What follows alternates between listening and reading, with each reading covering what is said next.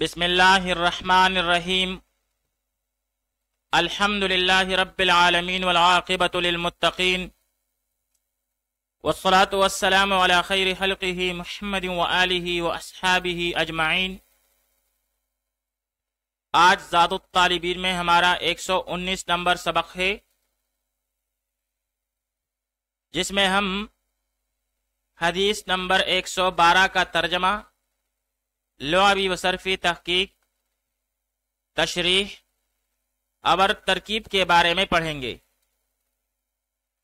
حدیث نمبر 112 ہے، ان من اشراط الساعۃ ان یتباہی الناس فی المساجد۔ ان من اشراط الساعۃ ان یتباہی الناس فی المساجد۔ ان بے شک من اشراط الساعۃ قیامت کے دن کی نشانیوں میں سے ہے، ان یتباہی یہ کہ فخر کریں گے، الناس لوگ، فی المساجد مسجدوں کے بارے میں۔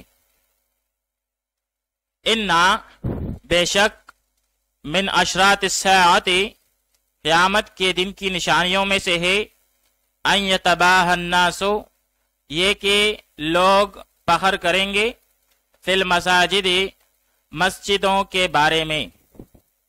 اب یہاں پر اشراطن یہ شرطن کی جمع ہے، بمعنی علامت، نشانی، آغاز۔ ایک لفظ ہے الشرط، بمعنی وہ قید جس کی پابندی کی جائے، جسے عرف عام میں بھی شرط کہتے ہیں، اور جمع جس کی شروطن آتی ہے۔ پھر باب نصر ینصرو اور ضرب یضربو سے شرط یشرطو شرطن یا شرط یشرطو شرطن، بمعنی شرط ماننا، شرط لگانا، کال کو ہلکا سا چیرنا، نشتر لگانا۔ اور باب سمع یسمعو سے شرط یشرطو شرطن، بمعنی کسی بڑی مصیبت میں پڑنا۔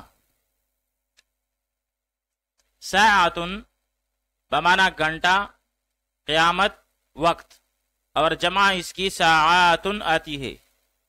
یتباہی صیغہ واحد مذکر غائب، فعل مضارع معلوم اسباب التفاعل، بمعنی باہم پہر کرنا۔ باب تفاعل میں اشتراک من الجانبین ہوتا ہے، اور باب مفاعلہ میں بھی اشتراک من الجانبین ہوتا ہے، لیکن فرق یہ ہے کہ مفاعلہ میں دونوں اطراف سے اشتراک مساویان ہوتا ہے، یعنی برابر ہوتا ہے، اور باب تفاعل میں ایک کا غلبہ ہوتا ہے دوسرے پر۔ آئیے اب اس حدیث شریف کی تشریح پڑھ لیتے ہیں۔ قیامت کی بہت سی نشانیوں میں سے ایک نشانی یہ ہے کہ لوگ آپس میں ایک دوسرے سے مسجدوں کے بارے میں فخر کرنے لگیں گے۔ ایک کہے گا کہ ہماری مسجد زیادہ خوبصورت ہے، اور دوسرا کہے گا کہ ہماری مسجد اس سے بھی زیادہ خوبصورت ہے۔ اس علامت قیامت کا وقوع شروع ہو چکا ہے، اور بھی بہت سی نشانیاں 13ویں اور 14ویں صدی سے شروع ہیں جو قرب قیامت کی نشانیاں ہیں۔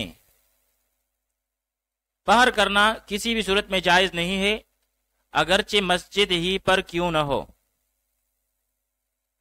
فخر کا معنی یہ ہوتے ہیں کہ زبان کے ساتھ تکبر کیا جائے، اور تکبر یہ ہے کہ باطن میں بھی اپنے آپ کو بڑا سمجھے اور دوسرے لوگوں کو حقیر سمجھا جائے۔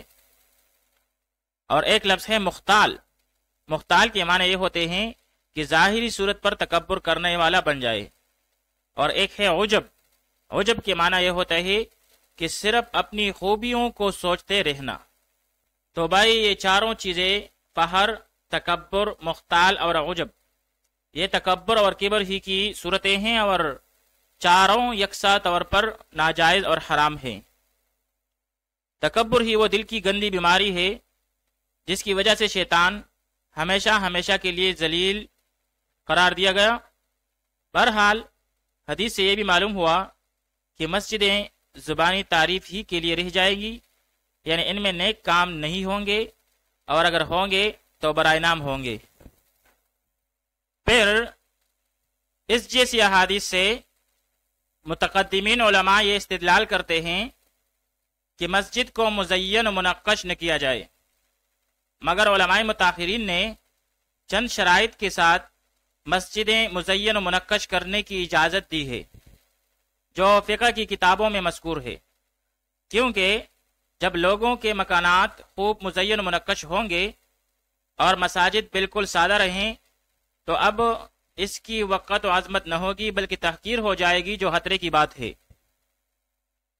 صاحب التعلیق الصبیح فرماتے ہیں کہ اگر ہم مسجد نبی صلی اللہ علیہ وآلہ وسلم پر ایک نظر ڈالیں تو ہم یہ دیکھتے ہیں کہ آپ صلی اللہ علیہ وسلم کے زمانے میں تو سادگی تھی، چھت کھجور کے ٹہنیوں کی تھی اور ستون کھجور کی لکڑیوں کے تھے، اور جب حضرت عمر رضی اللہ تعالیٰ عنہ نے اس کی مرمت کروائی تب بھی سادی ہی رکھی، مگر حضرت عثمان رضی اللہ تعالیٰ عنہ نے اس مسجد کو وسیع بھی کروایا اور دیواروں پر منقش پتھر اور چھت پر سال کی لکڑی استعمال کروائی۔